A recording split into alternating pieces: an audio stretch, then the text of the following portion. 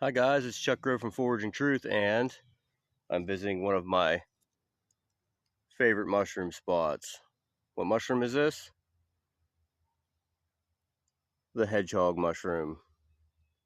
You can see why they call it the hedgehog mushroom. This is actually Hedgehogs repandum, and what it means is the stalk is bent backwards, and this is a really good one to show you that.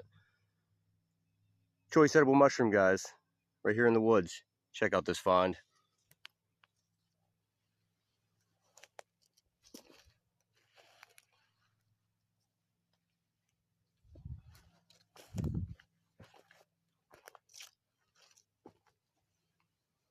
And there's still some more up there.